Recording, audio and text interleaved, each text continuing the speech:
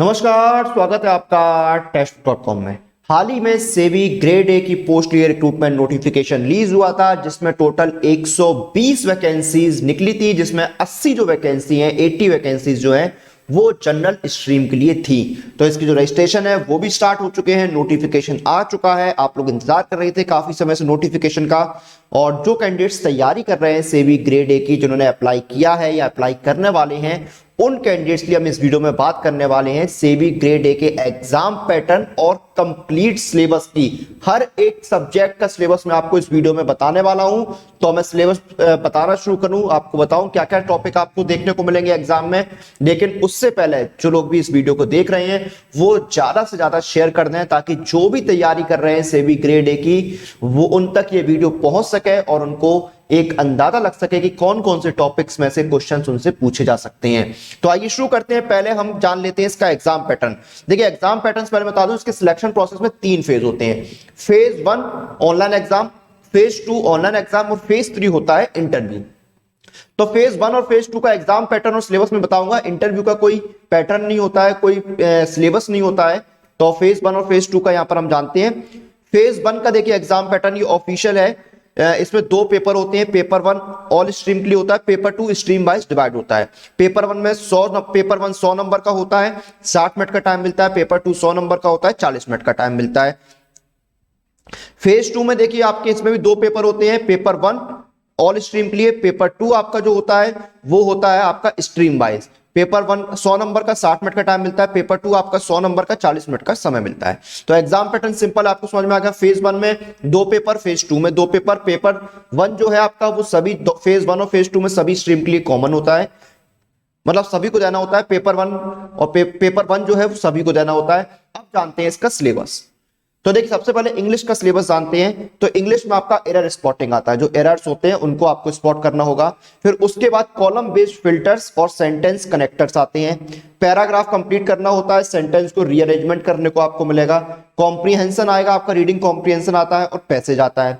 फिर आपको fill in the blanks यानी जो खाली जगह है उनको भरना होता है। सिनोनिम्स एंड एंटोनिम्स आपको देखने को मिलेंगे। एक्टिव एंड पैसिव वॉइस आएंगे। डायरेक्ट एंड इनडायरेक्ट स्पीच आता है और इडियम्स एंड फ्रेजेस आता है।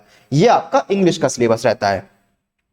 उसके बाद रीजनिंग में देखिए आपका क्या आता है। सबसे पहले आपका पजल आएगा, सिटिंग अरेंजमेंट आएगा, डायरेक्शन सेंस आएगा, ब्लड रिलेशन आपके आते हैं, स्लॉग आएंगे, इनइक्वालिटीज आएगा, ऑर्डर एंड रैंकिंग पर सवाल आएंगे, कोडिंग डिकोडिंग आएगा, मशीन इनपुट एंड आउटपुट आएगा, अल्फा न्यूमेरिक सिंबल सीरीज आएगा, और डाटा सफिशिएंसी आएगा, नंबर सिस्टम एंड कन्वर्जन आएगा और लॉजिकल रीजनिंग आएगा। उसके बाद क्वांट में आपका सबसे पहले डीआई डाटा इंटरप्रिटेशन, जो आपको मोस्टली जो एग्जाम होते हैं उनमें देखने को मिलता है। इनइक्वालिटी आएगा, नंबर सीरीज आता है, अप्रोक्सीमेशन एंड सिंप्लीफिकेशन आता है, डाटा सफिशिएंसी आता है, एचसीएम एंड एलसीएफ आता है, इनइक्वालिटी आता है, प्रॉफिट एंड लॉस आता है, time and work, pipe and system पर सवाल आते हैं, परमुटेशन कॉम्बिनेशन और प्रोबेबिलिटी यानी प्रायिकता भी आपका देखने को मिलता है। और जो एजेस, जो उम्र पर प्रॉब्लम होती है वो आते हैं। वर्क एंड टाइम पर सवाल आते हैं, स्पीड, डिस्टेंस एंड टाइम पर सवाल आते हैं, मेंसुरेशन आता है, एवरेज, रेशियो एंड प्रोपोर्शन आता है।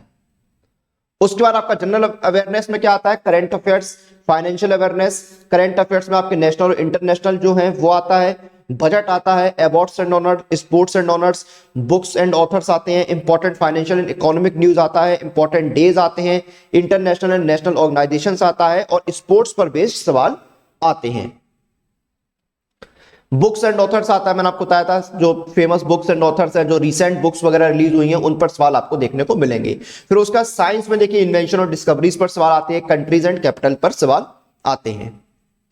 उसके बाद देखिए कॉमर्स एंड अकाउंटेंसी में आपका क्या क्या आता है, accounting as a financial information system आता है, accounting standard with specific reference to accounting for depreciation, inventories, revenue recognisation, fixed asset, foreign exchange transaction और इन्वेस्टमेंट्स, इन पर सवाल आते हैं। कैश फ्लो स्टेटमेंट पर सवाल आते हैं, फंड फ्लो स्टेटमेंट पर सवाल आएंगे, फाइनेंशियल स्टेटमेंट एनालिसिस आएगा, रेशियो एनालिसिस आएगा। उसके बाद accounting for share capital transaction including bonus shares, right shares, इस पर आपको सवाल देखने को मिलेंगे। उसके बाद आपका एम्प्लॉय स्टॉक ऑप्शन आता है, बाय बैक ऑफ सिक्योरिटीज आता है, preparation and presentation of company final accounts आता है। तो ये आपका कॉमर्स एंड अकाउंटेंसी का सिलेबस हो गया। मैं आगे आपको बाकी सब्जेक्ट के सिलेबस भी बताऊंगा। लेकिन उसके साथ साथ इस सिलेबस के साथ साथ आपको अपने एग्जाम की तैयारी को कैसे बेहतर बनाना, चाहे वो किसी भी एग्जाम की तैयारी हो, तो उसके लिए सबसे अच्छा तरीका है ये टेक्स्ट बुक पास। क्योंकि इस एक पास के साथ अपने सभी जो एग्जाम्स हैं, आपके बैंकिंग हो, रेलवे हो, एसएससी हो, स्टेट एग्जाम, डिफेंस एग्जाम, सभी एग्जाम्स की तैयारी आप इस टेक्स्ट बुक पास के साथ कर सकते हैं। क्योंकि इसमें आपको 450 से ज्यादा एग्जाम्स मिलते हैं और इसमें आपको मिलते हैं 31,000 से ज्यादा मॉक टेस्ट। और मेरी तरफ से आपको मिलता है एक बहुत ही अच्छा गिफ्ट, और वो गिफ्ट है मेरा कूपन कोड। अगर आप मेरा कूपन कोड यूज करेंगे तो आपको इंस्टेंट 15% का डिस्काउंट मिलेगा। और कूपन कोड आपको यूज करना है CM पास, CMPASS, 15% के डिस्काउंट लिए। इस पास का जो लिंक है वो आपको वीडियो के डिस्क्रिप्शन में मिल जाएगा। लिंक पर क्लिक कीजिए, जैसे आप लिंक पर क्लिक करेंगे आप पास के पेज पर आ गई। यहां पर पूरी जानकारी है, 460 plus exam, 32,000 plus mock test और 9,000 से ज्यादा previous year papers. Monthly pass है आपका 299 का, ईयरली है 399 का और लाइफ टाइम है 599 का। और नीचे एक ऑप्शन आ रहा है gate exciting offer inside, apply coupon. Apply coupon पर क्लिक कर दीजिए। जैसे आप अप्लाई कूपन पर क्लिक करेंगे, कूपन अप्लाई करने का बॉक्स आ गया। यहां पर कूपन कोड डालिए CM पास, CMPASS और अप्लाई कर दीजिए। जैसे ही आप CM पास कूपन कोड अप्लाई करेंगे, आपका डिस्काउंट भी अप्लाई हो गया है। मंथली पास हो गया 255 का, ईयरली हो गया 340 और लाइफ टाइम हो गया 510 का। तो मैं जो रिकमेंड करता हूं वो आपको ईयरली और लाइफ टाइम टेक्स्ट बुक पास रिकमेंड करता हूं। तो इस ऑफर का फायदा उठाइए। ऑलरेडी 13,60,000 से जो स्टूडेंट्स हैं वो टेक्स्ट बुक पास पर एक्टिव है और घर बैठे अपने एग्जाम्स की तैयारी कर रहे हैं। तो आप भी इस ऑफर का फायदा उठाइए, कूपन कोड यूज करिए CM पास, 15% के डिस्काउंट लिए और घर बैठे अपने सभी एग्जाम्स की तैयारी कीजिए। अब चलते हैं आगे और जानते हैं बचे हुए सब्जेक्ट का सिलेबस। फिर आपके मैनेजमेंट में देखिए क्या है। मैनेजमेंट में सबसे पहले आपका मैनेजमेंट का नेचर और स्कोप, मैनेजमेंट की जो प्रोसेस होती है, मैनेजमेंट की जो प्लानिंग होती है, ऑर्गेनाइजेशन, स्टाफिंग, डायरेक्शन और कंट्रोलिंग पर जो बेस्ड क्वेश्चंस है वो आपके आते हैं। The role of a manager in organisation, leadership, the task of a leader, leadership style, human resource development, concept of HRD, goals of HRD, motivation, morale, incentivise, theories of motivation, how manager motivate, concept of morale, factor determining morale, role of incentive in building up morale, ये सारे आपके topics रहते हैं। उसके बाद communication में step in the communication process, communication channels, oral versus written communication, verbal versus non verbal communication, upward, downward and lateral communication, barriers to communication, role of information technology, ये सारे सवाल आपको मैनेजमेंट में देखने को मिलेंगे। फाइनेंस में देखिए आपका फाइनेंशियल सिस्टम, इसके रोल्स एंड फंक्शन क्या है, रेगुलेटरी बॉडीज क्या है फाइनेंशियल सेक्टर की, फाइनेंशियल मार्केट जो आपका हो गया प्राइमरी और secondary market, forex, money, bond, equity, ये सारे आपके हो गए। फिर उसके फंक्शंस, इंस्ट्रूमेंट, रिसेंट डेवलपमेंट्स, ये सारे आपको देखने को मिलेंगे। डेरिवेटिव्स की बेसिक क्या है फॉरवर्ड, फ्यूचर एंड स्वैप में। उसका recent development in financial sector, financial inclusion, use of technology, ये सारा आपको देखने को मिलेगा। फिर alternate source of finance, private and social cost benefit, public private partnership, direct and indirect taxes, non tax sources of revenue, GST, finance, commission, fiscal policy, fiscal responsibility, budget management act, FRBM, ये सारे आपको देखने को मिलेंगे। उसके बाद inflation में देखिए आपका डेफिनेशन हो गया इन्फ्लेशन का, ट्रेंड्स हो गए, एस्टिमेट्स हो गए, कॉन्सिक्वेंसेज हो गए, रेमेडीज हो गई, WPI, CPI, component and trades, ये सारे आपको देखने को मिलते हैं। उसके बाद कॉस्टिंग में देखिए आपका सबसे पहले एक ओवरव्यू आपको पता हो कॉस्ट एंड मैनेजमेंट अकाउंटेंट का। उसके बाद उसका इंट्रोडक्शन आपको पता होना चाहिए, उसके ऑब्जेक्टिव क्या है, उसके स्कोप क्या है, मेथड क्या है कॉस्टिंग का, simple output unit costing, job costing, batch costing, contract costing, ये सारा आपको देखने को मिलेगा। उसके बाद basics of cost controlling analysis, standard costing, marginal costing, budget, budgetary control, ये सारे टॉपिक्स आपके हो गए। फिर आपके lean system and innovation, introduction to lean system, just in time, GIT आपका हो गया। फिर आपका 5S हो गया, आपका टोटल प्रोडक्टिव मेंटेनेंस हो गया, सेलुलर मैन्युफैक्चरिंग हो गया, वन पीस फ्लो हो गया, प्रोडक्शन सिस्टम, 6 सिग्मा SS जिसको बोलते हैं, introduction to process innovation and business process reengineering, BPR, ये सारे आपको कॉस्टिंग में देखने को मिलेंगे।